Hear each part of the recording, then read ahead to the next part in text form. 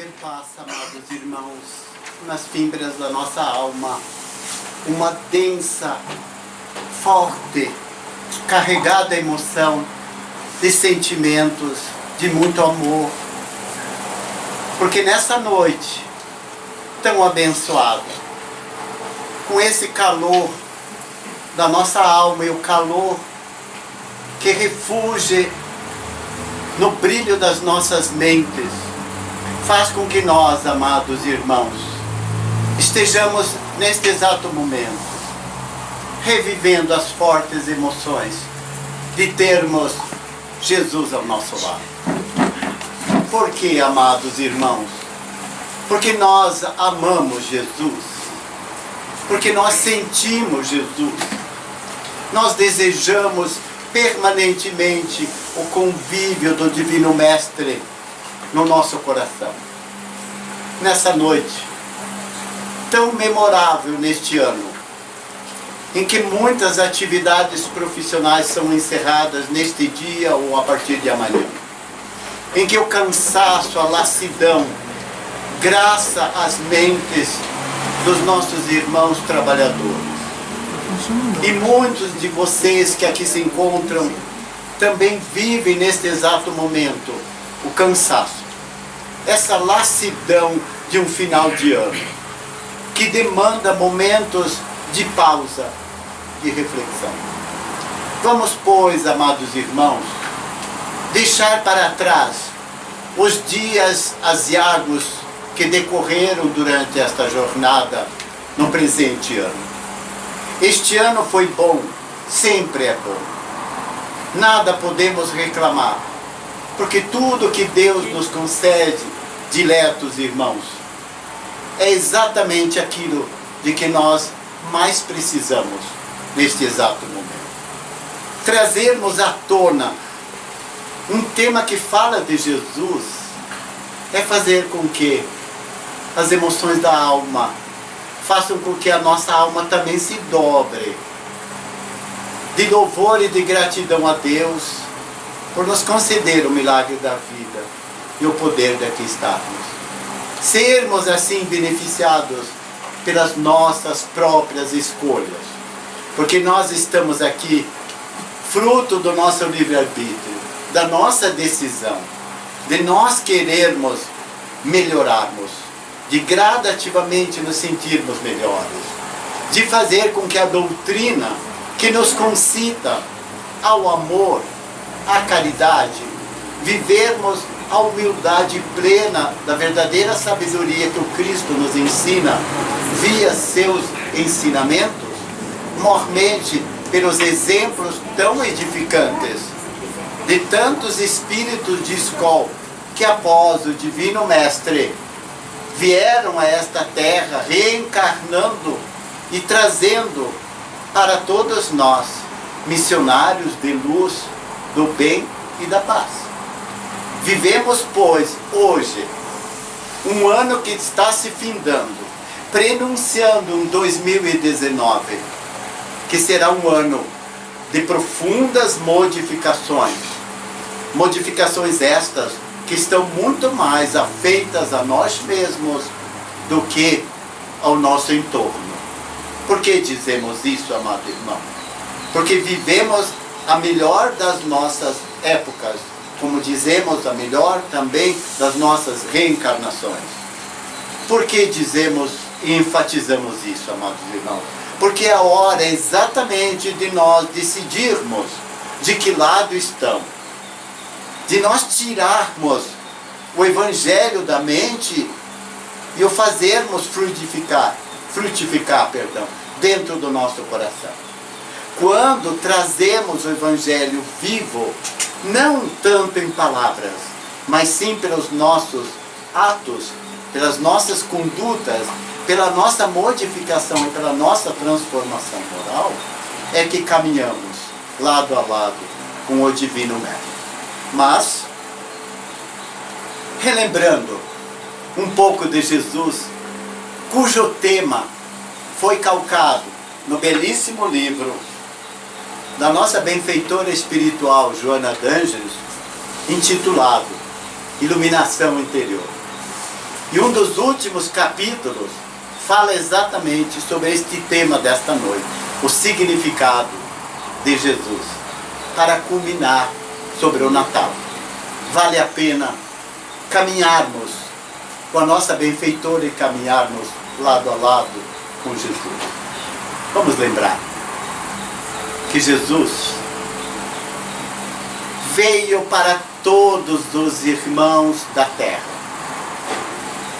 Então, quando hoje nós vamos referenciar alguns espíritos amigos que caminharam com Jesus e que viveram com o Cristo, é que nós vamos compreender que Jesus, nesses personagens, assim podemos dizer, ele coloca, e ela traz muito bem, incluindo-se, como Joana de Cusa, a vivência, a autenticidade da colaboração, da aceitação e do entendimento de quem realmente era o Cristo.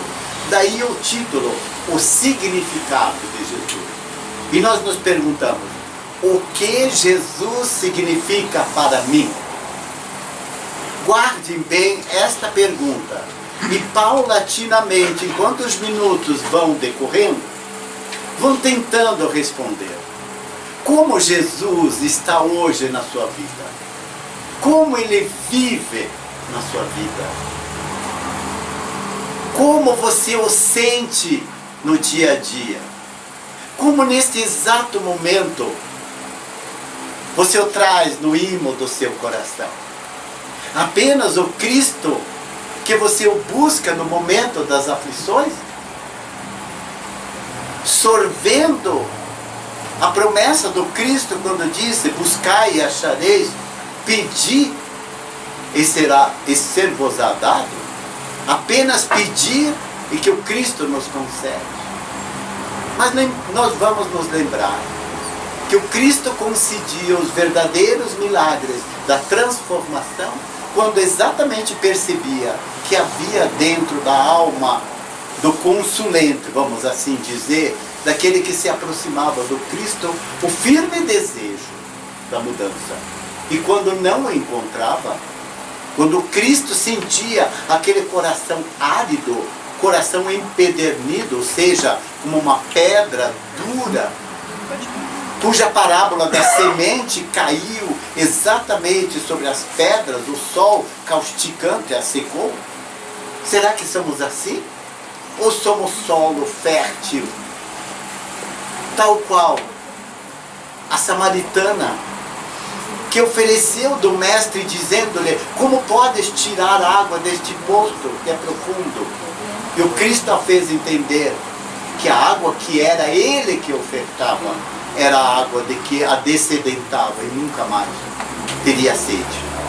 Por isso, amados irmãos, ele caminhou para os doutores, para os intelectuais, para aqueles que na época se diziam os sábios, como caminhou também com as pessoas humildes, caminhou com os obsidiados, com os possessos, caminhou com os estrupiados da alma, como caminhou também com aqueles que não tinham os passos das pernas que caminham, dos braços que se movimentam, dos olhos que enxergam, e que ele, num ato de imenso amor, de bondade, compreendendo a miséria humana, devolveu-lhes o dom de andar, o dom de enxergar, de voltar à vida.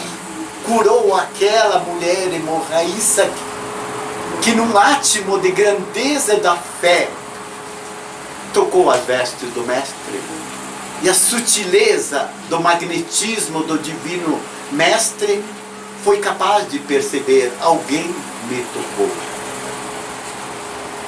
Quais de nós teríamos, amados irmãos, ainda a coragem de ouvir o mestre dizendo-nos, porque somos cegos, não cegos espirituais, porque cegos espirituais ainda somos muito, mas cegos fisicamente, e o mestre nos disséssemos, abaixe-se, faça um lodo, passe nos seus olhos.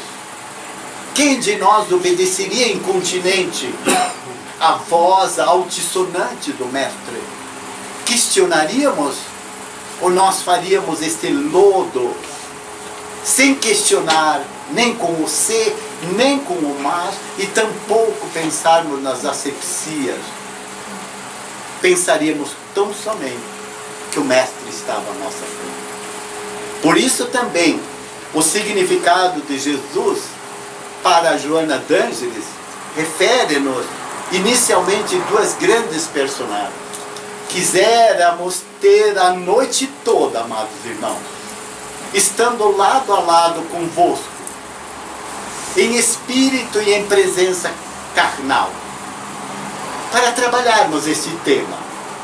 Mas temos os minutos suficientes para fazermos uma reflexão.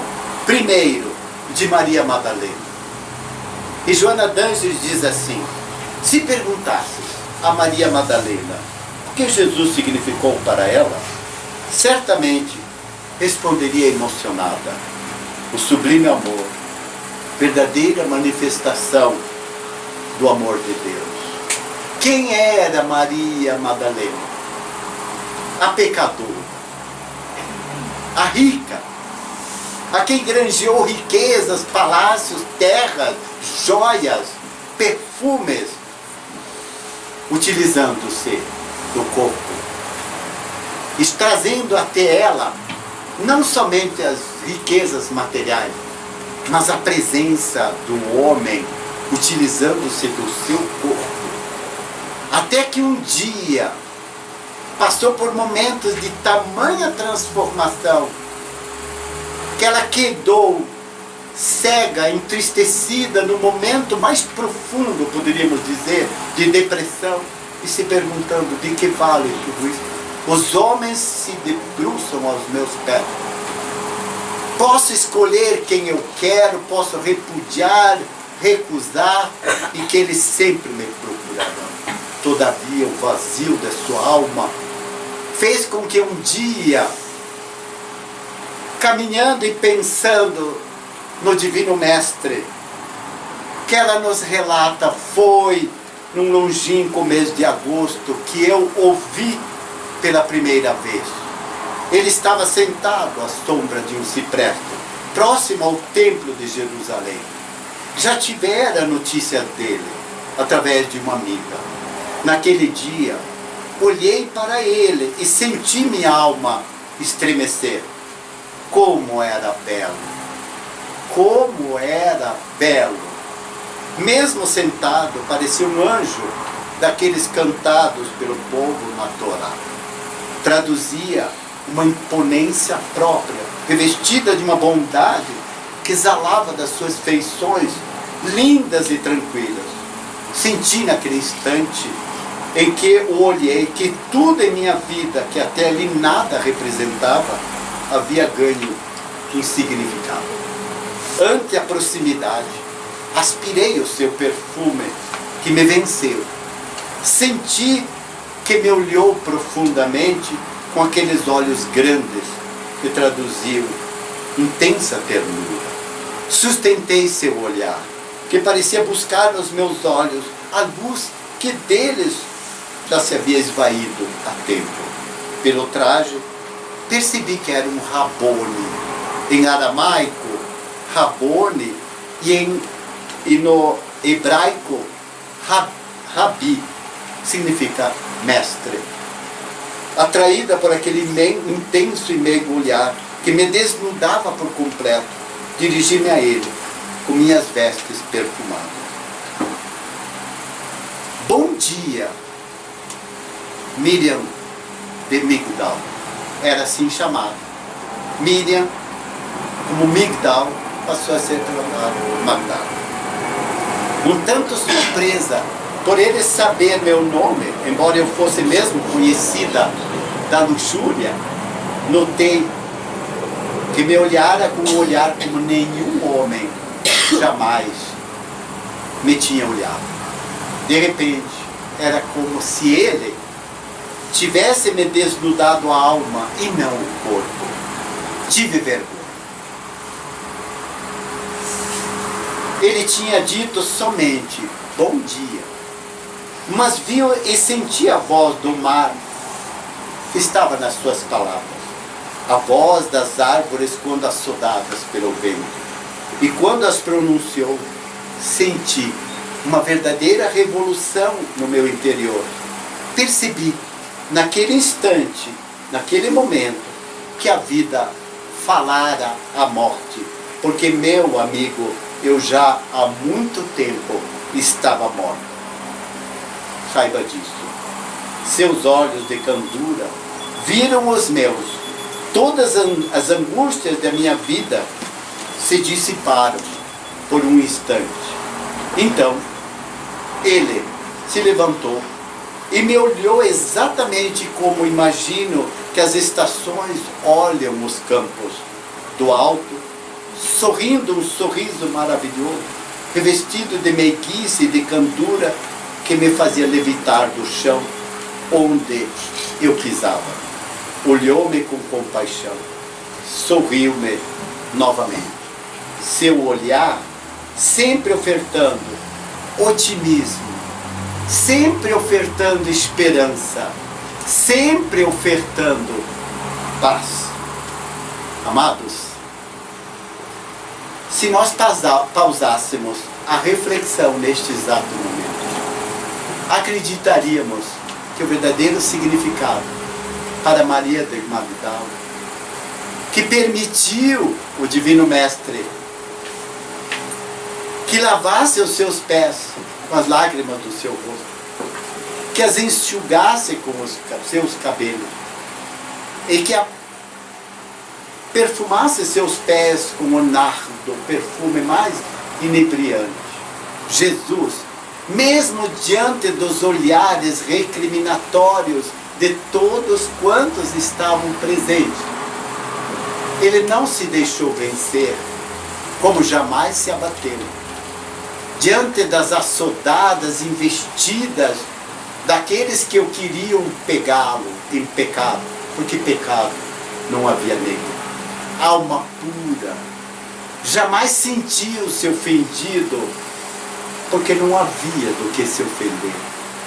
Portanto, amar, portanto, viver, é que Maria de Magdala interpretou a verdadeira manifestação do amor de Deus presente no Cristo. E vamos para o segundo personagem, que vocês certamente não são nem capazes de imaginar, senão o nosso querido Judas. Que todos nós, durante muito tempo, graças a bom Deus, assim dizemos, já não malhamos mais o Judas. E compreendemos que ele era um homem bom. E que precisava cumprir exatamente o que dele estava designado. Como exatamente é designado para nós.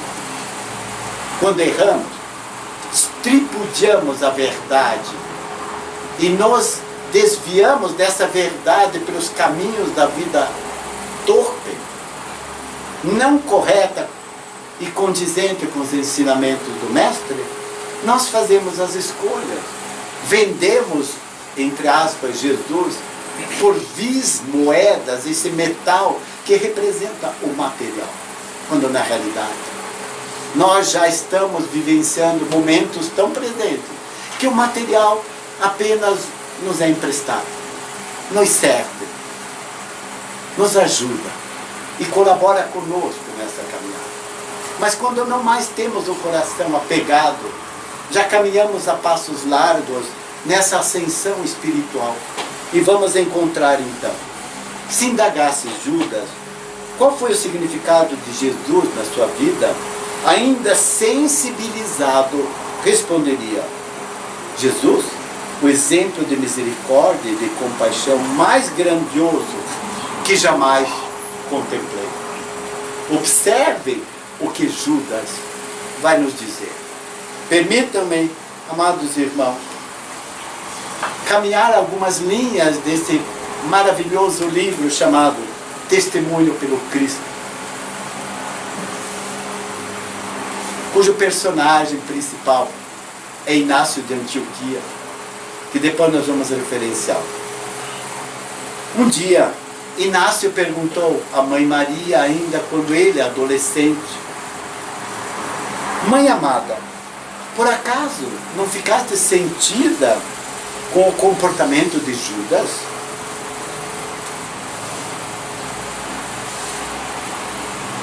Observe a pergunta. Por acaso não ficaste sentida com o comportamento de Judas? Já perdoaste o que ele fez a teu filho, nosso mestre? Amados, o que a mãe Maria responde para o pequeno jovem Inácio era de pôr nesta parede para que todos nós lêssemos toda vez que adentrássemos esta casa de amor. Inácio, meu filho querido, ainda não podemos confiar muito em nós, porque de maneira frequente ainda nos falta critério para analisar os fatos da existência. Ainda temos pouca luz e nos perdemos por negligência, porque não avaliamos toda a nossa cegueira interior. Costumeiramente, o homem procede mal e se desculpa, e às vezes é movido por paixão, pensando que é zelo, repreende nos outros as falas mais leves e se descuida das suas próprias faltas maiores. Queridos, vamos ouvir a voz de Maria, para que ela ressoe na nossa alma e dizendo-nos: costumeiramente o homem procede mal e nós procedemos mal. E pedimos desculpas por tudo. E às vezes somos movidos por paixão, não pela razão, pelo conhecimento, pela verdade, pensando que é um zelo, que é um cuidado. Eu trabalho no NAI, então por zelo, por cuidado, eu tenho que ser vigia de todos e quantos aqui chegam, quando na realidade eu não sou vigia nem de mim, porque sou invigilante, ainda fraquejo, ainda erro, peço desculpas e costumeiramente torno a repetir o mesmo erro, repreende nos outros as faltas mais leves e se descuida das suas próprias faltas maiores. Que verdade! Talvez vocês estão entendendo agora o real significado de Jesus, compreendendo o que Jesus é. E ela diz mais: bem depressa sentimos e ponderamos o que dos outros sofremos. Sentimos e ponderamos o que dos outros sofremos, mas não nos damos conta do que os outros sofrem por causa de nós. Nós sofremos pelos outros, mas não percebemos que há muitos que sofrem por nós. Pensemos nisso, amados. Quem bem e retamente avalia suas obras, não será capaz de julgar os outros com rigor. Cada um julga conforme o seu interior. Aí ela diz: Judas não era mau, era um bom homem, nos padrões do nosso mundo, diz Maria, conquanto ainda passível de desequilíbrio, como todos ainda somos. As criaturas esquecem e não cogitam que a condenação ao sacrifício na cruz do amado Jesus não foi feita por Judas. Dois belos exemplos, né, amados? Vamos adiante. E Simão Pedro? Esse intempestivo. Sacou da espada, cortou a orelha do soldado. Não, mestre, jamais negarei. E naquela mesma noite, antes que o galo cantasse, 3 vezes. No entanto, Simão Pedro, que viveu no apostolado a que se dedicou, a imolação da própria vida, diria de imediato, como de imediato respondeu: mestre, por acaso serei eu aquele que dentre um de vós vai me trair? Observe, intempestivo como nós somos. Eu, mestre, eu, Jesus, era exatamente ele. Somos nós acusadores de nós mesmos. O que ele diria? a respeito de Jesus, a mais nobre lição de fidelidade ao bem, de que tive notícia por toda a existência. Vamos passar para João Boanerges. Nunca ouviram falar de João Boanerges? João Boanerges era irmão de Tiago, ambos filhos de Zebedeu, e que Jesus os chamava de Boanerges. Por quê? Porque era traduzido como filhos do trovão, ou trovejantes, quer dizer, falavam e se comunicavam. A raiz desse filhos do trovão está exatamente em Abraão, quando Jesus faz referência, que significa homem de bem. Nada mais falava do que João Evangelista. E o que diria João? No sentido da presença de Jesus, já que viveu mais de 90 anos, para a época, meus amados, passar dos 90, era uma existência muito. Leiam o livro que eu acabei de mostrar e vocês vão encontrar quem foi. E o que lhe diria do Mestre? O divino libertador de vidas, através do inefável amor que se fez portador. Vamos caminhar mais um pouquinho com Zaqueu.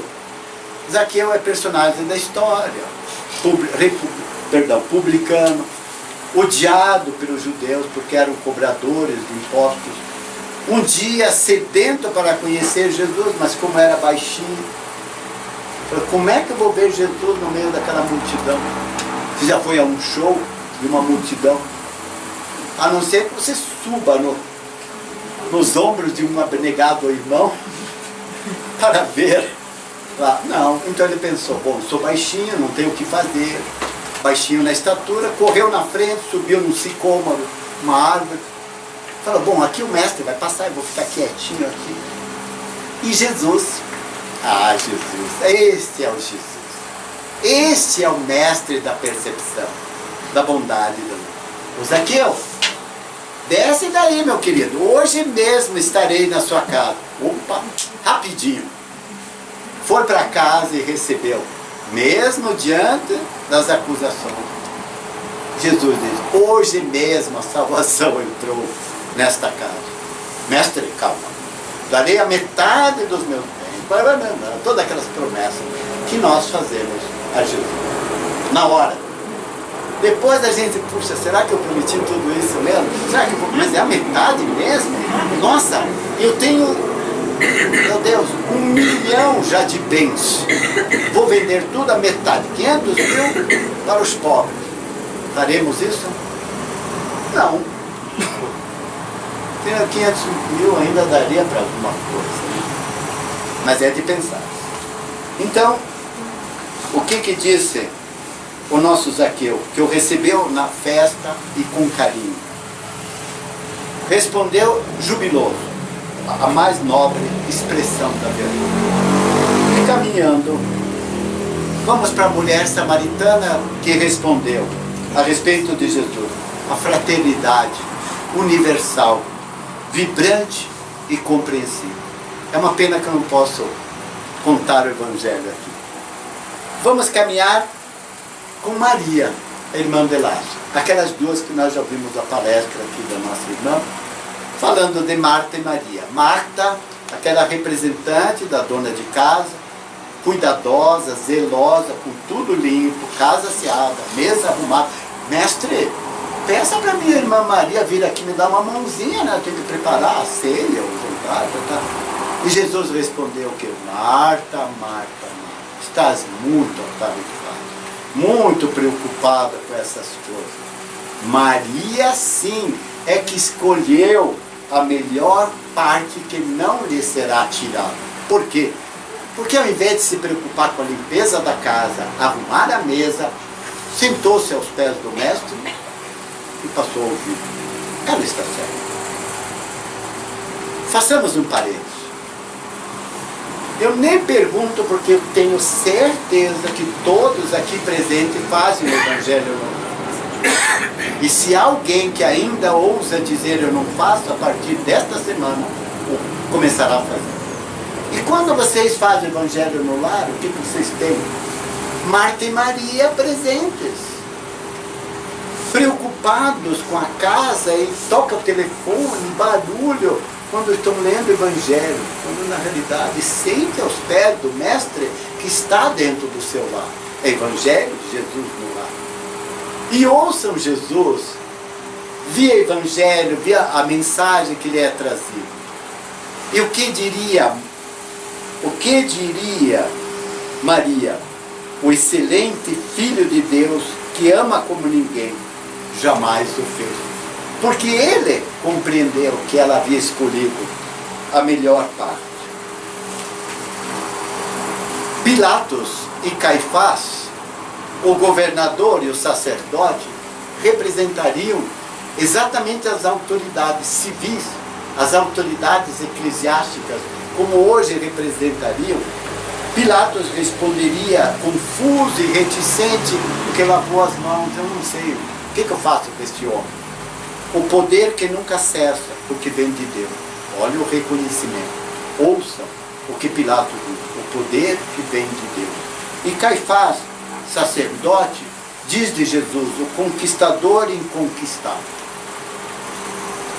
Caminhando agora, perguntaríamos o que Maria de Nazaré diria do meigo Jesus, que elucidasse o significado da sua maternidade. Ela murmuraria iluminada: o enviado de Deus, que dormiu em meu regaço e mudou o pensamento terreno, apresentando o reino dos céus conforme outrem nunca o havia conseguido fazer. Queridos, quem estabelece o relacionamento com Jesus jamais permanece o mesmo. Quem estabelece o relacionamento com Jesus incontinente vai se modificar. Então vem aquela pergunta formulada no início: como Jesus está presente na sua vida? Vamos colocar: como Jesus está presente na nossa vida, na minha vida. Eu estou realmente me modificando? Ou sou hipócrita, fingido, fachadas de aparências, de verdadeiras transformações? Então chega dia 24, segunda-feira, olho para o presépio engalanado lá na minha casa, tão suntuosamente decorado, com a ceia já preparada, o espocar dos foguetes, o calor que acontecerá na segunda noite, televisão ligada, músicas estridentes, bebidas para comemorar a ceia do Mestre. Realmente vamos pensar como Maria, que o acolheu no seu regaço, dizendo para Jesus: hoje é Natal?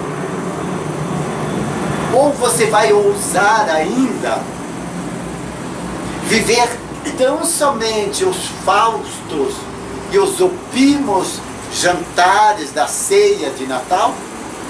Vou traduzir: vivendo ainda aquela mesa farta, ricamente cuidada e preparada como Marta. Tudo bem, isso é maravilhoso, podem fazer, isso é abençoado. Mas vamos pausar um pouco a vida, vamos desligar tudo. Se vocês ouviram o momento espírita de hoje, ele termina dizendo: quando o homem se transforma, é Natal. Quando o homem vive o amor em seu coração, é Natal. Quando o homem consegue abraçar o irmão com amor, com simpatia, com cordialidade, é Natal. Quando o homem consegue perdoar o seu irmão de caminhada, é Natal. Porque Natal são todos os dias. Natal é nascimento. Você o faz, Jesus, renascer dia a dia no imo do seu coração pela sua transformação. Então você nunca mais permanecerá o mesmo. Confesso-lhes, amados irmãos, já com 72 anos, que há pouco tempo comecei efetivamente a perceber que a vida para mim é por demais preciosa, é rica, e que cada segundo, cada instante da minha jornada, meus amados irmãos, é uma dádiva do Criador que me é concedida. Se me fosse dado ainda trabalhar 15 horas do dia no mundo profissional, eu faria com o mesmo afã, com o mesmo entusiasmo, com a mesma paixão, com a mesma vitalidade. Se optamos pela pausa, não de uma aposentadoria, mas de um momentâneo cessar de atividades mais vigorosas, para termos tempo de mais leitura, de mais reflexão, de mais nos introspectarmos, de nos aproximarmos do Cristo que está em nós, para vivermos a exemplo de Saulo. Quantas vezes também caímos no caminho de Damasco e precisamos ficar horas e horas cegados fisicamente, cegados quando nos embriagamos das festas, dos passeios, das orgias com os amigos. Não, mas eu tomo moderadamente. Queridos, não existe moderadamente. As escolhas devem ser gradativamente profundas, radicais, conscientes e precisas para a nossa transformação. Quiséramos que nós disséssemos essas palavras. Não são nossas. Todos os benfeitores espirituais traduzem o Evangelho do Cristo nestas palavras. Transforme-se. Mude-se. Sem martírio, sem sofrimento, mas gradativamente. A cada dia, passo a passo. A pouco e pouco. Transforme-se. Mude-se para a pessoa melhor. Um gesto aqui, uma palavra acolá, de amor, de cuidado, de carinho, já você está denotando que você se transformou. Nós não perguntamos porque não temos mais infantes intelectuais aqui, mesmo que haja um jovenzinho. Já temos uso da razão suficiente para compreendermos que o ano tem 365 dias, com exceção do bissexto, que nos é dado um a mais para cometermos besteira a mais. Se a cada dia nós perguntássemos: vou fazer hoje uma boa ação? É possível? É. Qualquer ação. Não é ser como escoteiro a ajudar um velhinho, uma velhinha a atravessar a rua. É um gesto tão pequeno de acolhida, de oração, de elevação, de carinho, de bondade, de paciência, para com aqueles que estão lado a lado. Uma por dia, matematicamente, como diz o nosso engenheiro Mauro, 365 boas ações. Em 10 anos, né, Mauro? Eu teria muitas boas ações. Aliás, no mundo corporativo, eu já fiz palestra falando assim: as 10.000 atitudes em 10 anos. No mundo profissional é fácil. Meu Deus, 10 anos? Mas quando a gente é jovem, projetar 10 anos é fácil. Quando já estamos há 60 anos, já começamos a pensar. Pesa. Mas comece agora. No mundo corporativo, no mundo profissional. E você verá depois de 10 anos quantas transformações profissionais você já operou.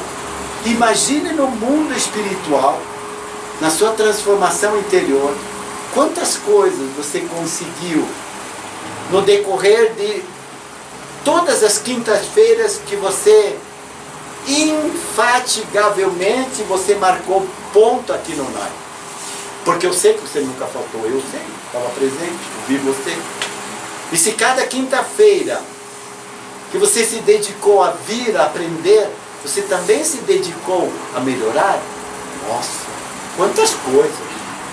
Poucos meses, aí virão as férias. Opa, é descanso. Não se esqueçam que férias são somente do plano terreal. Partimos é trabalho esfalfante, diuturno. Como diz o Sérgio, as férias, o umbralzinho, somos nós. Nós criamos, ele falou quinta-feira passada. Aliás, que puxão de orgulho. Que puxão. Aí vai dizer, nossa, o nosso irmão João de Deus criou um umbral. E o meu? O dele pede piedade, paciência, perdão. Não é verdade? Muita oração. Muito. E o meu umbral que estou construindo hoje, pelas minhas imperfeições, mas eu posso diminuir. Aliás, você já diminuiu desde que nós começamos esta noite. Então, quando realmente se mantém contato com Jesus, através das lições em comum de beleza e significação que ele nos ofereceu, logo se dá uma revolução interior. E essa revolução é sempre melhor. Sobre isso, sobejamente já discorremos. Mas vamos fazer um contraponto.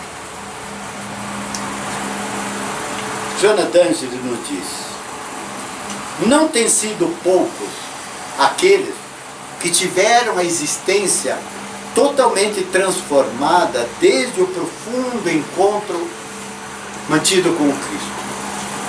Certo? Nada obstante, é também de grande volume o número de pessoas que receberam suas notícias e informações, abraçando doutrinas que se derivaram dos seus ensinamentos, não experimentando qualquer significado expressivo no cerne do ser, continuando com o comportamento de conveniência, ou seja, está bom para mim, é assim que a sociedade quer, então vamos fazer tudo direitinho, conveniente.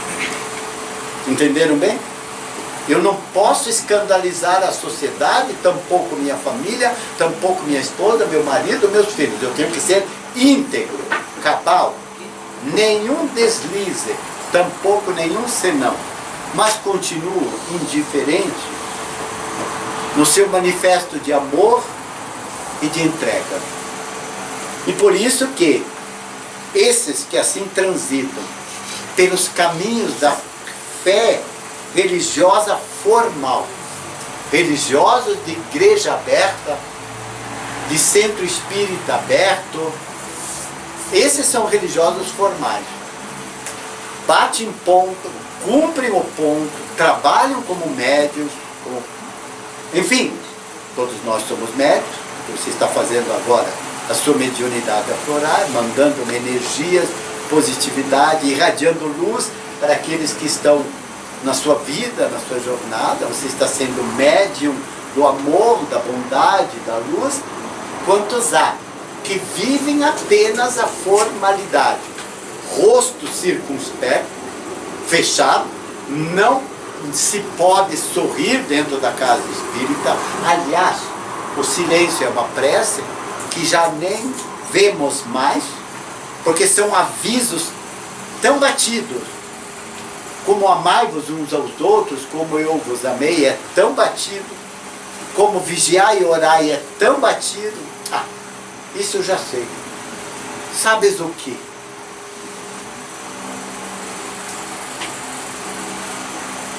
Eu sei que nada sei. Eu sei que tenho que aprender. Mas ela termina.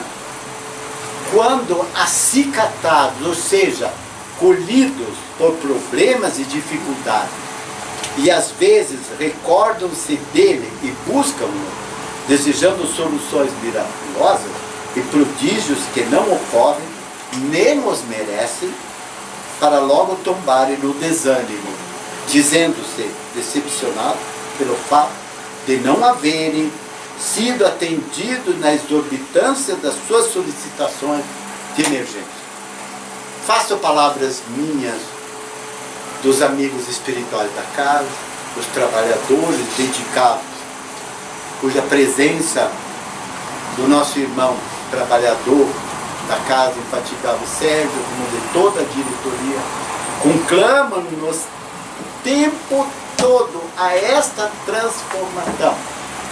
Então nós viemos e peço o milagre da cura das minhas doenças físicas, mas eu não vigio meu modo de comer, meu modo de beber, não vigio meus pensamentos, não vigio minhas palavras.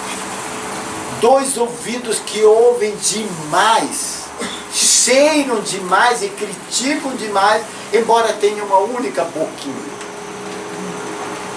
Pensaram, amados irmãos, se Deus tivesse colocado 2 bocas, como temos 2 buraquinhos e 2 orelhas, se já com uma, e alguns ainda têm boquinha bem pequena, eu não, já é maior, aquele de boca pequena, lábios bem pequenos e falam demais. E a boca que usa do italiano continua apenas que usa na música. E se pedíssemos para você pausar 1 minuto e fechar a sua boca, preste atenção, porque vocês serão daqui a pouco solicitados. Tomara que você tenha acordado da sua letargia que espera encontrar no NAI curas miraculosas. Quando você lá dentro recebe via paz, via tratamento nas matas, quando principalmente você adentra esta sala e você se concentra, canta com o nosso irmão, você leva seu pensamento, você está sendo tratado o tempo todo, e muitas vezes muito melhor do que lá dentro, estou certo? Lá você quer manifestação, quer mão imposta, quer palavras bonitas. Aqui é você, na sua alma, na sua comunhão com Cristo, a presença amorosa do Cristo na sua vida, dizendo-lhe: reflexiona a respeito da existência e do significado de Jesus na sua existência, na sua vida. Reflexiona. Se experimentas os mesmos conflitos diante do teu relacionamento, por exemplo, agora você tem um bom relacionamento com Cristo, mas você continua ainda com conflitos, com dúvidas, com incertezas, com negligências, com vacilações. Então nós nos perguntamos, sua mensagem, que ainda você não permitiu que ele penetrasse no seu sentimento, modificando-se e modificando a sua conduta interior.